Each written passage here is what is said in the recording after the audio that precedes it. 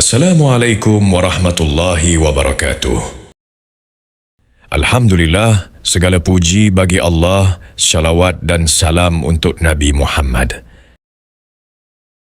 Anak-anak soleh dan soleha, hari ini kita akan belajar tentang satu ibadah yang istimewa. Sebuah ibadah yang membuat rezeki mengalir, hati menjadi damai, dan tubuh kita menjadi sehat. Inilah solat duha. Yuk kita mulai.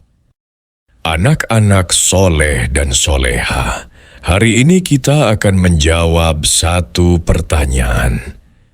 Kapan sih solat duha mulai diajarkan oleh Rasulullah? Perintah solat duha tidak turun lewat ayat khusus seperti solat wajib 5 waktu. Solat ini diajarkan langsung oleh Nabi melalui kebiasaan dan nasihat beliau kepada para sahabat. Di masa awal dakwah di Mekkah, Rasulullah lebih banyak fokus mengajarkan tauhid dan solat wajib. Saat itu, umat Islam masih sedikit dan mendapat tekanan dari Quraisy, sehingga ibadah sunnah belum banyak diperlihatkan di depan umum. Solat duha belum menjadi kebiasaan umum waktu itu. Setelah hijrah ke Madinah, umat Islam lebih bebas beribadah. Disinilah Rasulullah mulai mengajarkan solat duha. Beliau berpesan kepada Abu Hurairah radhiyallahu anhu untuk selalu menjaga 3 amalan.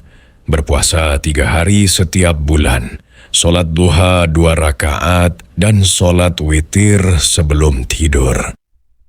Hadits ini menjadi salah satu dalil utama dianjurkannya solat duha. Rasulullah bersabda, pertama, solat duha menjadi sedekah untuk seluruh persendian. Diriwayatkan oleh Muslim dari Abu Dzar radhiyallahu anhu.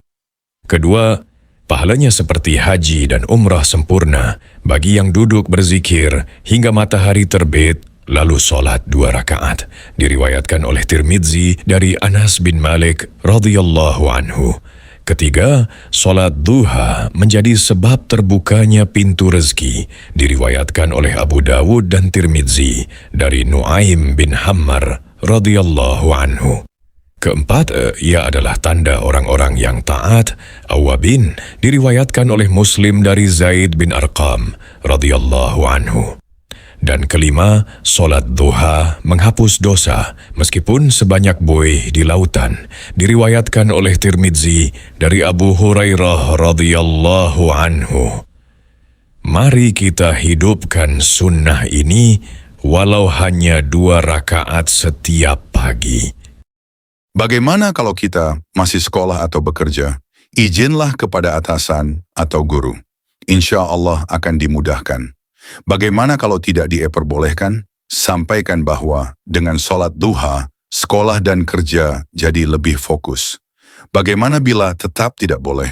Upayakan lakukan ke sekolah atau kantor lebih pagi, dan lakukan duha sebelum bel sekolah atau jam absensi kantor. Rasulullah bersabda, amalan yang paling dicintai Allah adalah yang rutin dikerjakan, meskipun sedikit. Itu artinya, yang Allah lihat bukan banyaknya, tapi ketekunan kita. Jadi kalau mau mulai sholat duha, cukup 2 rakaat dulu setiap pagi. Tidak perlu langsung banyak, yang penting istiqomah. Karena 2 rakaat yang kita jaga setiap hari, jauh lebih mulia daripada 8 rakaat, tapi hanya sesekali. Sahabat soleh dan soleha, Rasulullah mengajarkan bahwa amalan yang paling dicintai Allah adalah yang dikerjakan secara rutin, meskipun sedikit. Karena itu kalau ingin istiqomah sholat duha, mulailah dari yang ringan. Tahun pertama, cukup 2 rakaat setiap pagi. Tahun berikutnya, naik menjadi 4 rakaat. Teruskan bertahap, hingga suatu hari kita bisa menjaga 8 rakaat dengan hati yang ikhlas. Lihatlah teladan Rasulullah. Dalam sholat malam, beliau juga memulai dengan rakaat yang sedikit, lalu menambah sesuai kekuatan beliau. Begitu pula puasa Ramadan, tidak langsung diwajibkan di awal dakwah, tapi bertahap dimulai dari puasa sunnah. Jadi bukan siapa yang paling cepat banyak, tapi siapa yang paling lama istiqomah. Mulailah dari sedikit, lalu tingkatkan seperti yang diajarkan Nabi kita tercinta. Cheetah lari tercepat di dunia 120 km per jam, tapi hanya sebentar. Arctic tern atau burung kikirik laut dengan kecepatan terbang rata-rata hanya sekitar 35 sampai 40 km per jam, ternyata menjadi yang terjauh di dunia, bahkan sampai 70.000 km. Setiap tahunnya, konsisten setiap musim.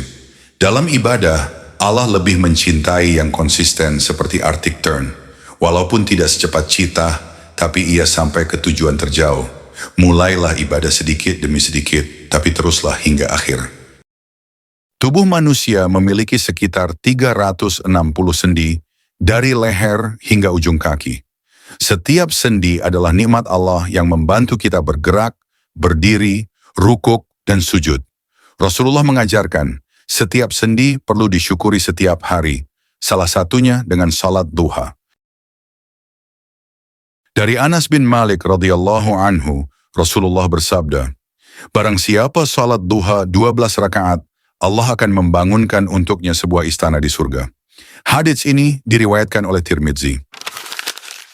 Dalam sebuah hadis qudsi yang diriwayatkan oleh Abu Daud dan At-Tirmidzi, Rasulullah bersabda, Allah Azza wa Jalla berfirman, wahai anak Adam, janganlah engkau malas mengerjakan 4 rakaat di awal siang, niscaya aku akan mencukupi kebutuhanmu di akhir siang.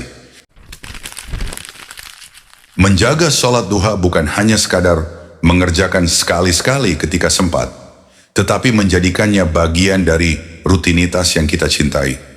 Di waktu matahari mulai meninggi, ketika sebagian orang sibuk mengejar dunia, seorang hamba menegakkan salat ini sebagai bentuk syukur, penghambaan, dan permohonan ampun. Setiap rukuknya adalah pengakuan kelemahan diri di hadapan Allah. Setiap sujudnya adalah bisikan hati yang memohon dibersihkan dari noda dan maksiat. Dan setiap salamnya adalah permulaan hari yang lebih bersih, karena janji Rasulullah bahwa dosa-dosa, meskipun sebanyak buih di lautan, akan dihapuskan oleh Allah. والضحى والليل إذا سجى ما ودعك ربك وما قلى وللآخرة خير لك من الأولى ولسوف يعطيك ربك فترضى ألم يجدك يتيما فآوى ووجدك ضالا فهدى ووجدك عائلا فأغنى فأما اليتيم فلا تقهر وأما السائل فلا تنهر وأما بنعمة ربك فحدث. Doa setelah sholat duha. Allahumma inna duha duhauka, wal baha'a bahauka, wal jamala jamaluka, wal quwwata quwwatuka, wal qudrata qudratuka, wal ismata ismatuka. Allahumma in kana rizqi fi as-sama'i fa'anzilhu, wa in kana fil ardi fa'akhrijhu, wa in kana mu'assiran fayassirhu, wa in kana haraman fatahhirhu, wa in kana ba'idan faqarribhu.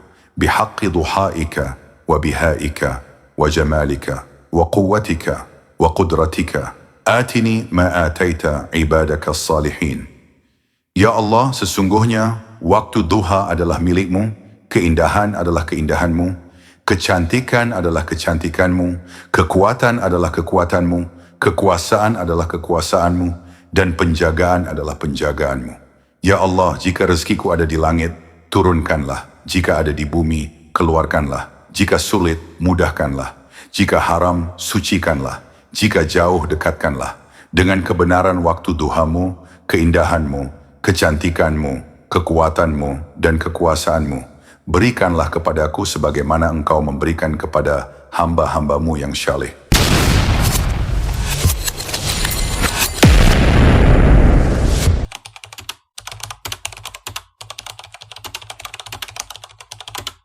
Jangan biarkan kebaikan berhenti di kamu. Tekan like, tulis komentarmu, dan bagikan video ini. Siapa tahu satu klikmu menjadi pahala yang terus mengalir sampai hari kiamat. Jangan lupa subscribe, biar kita terus bertemu dalam kebaikan.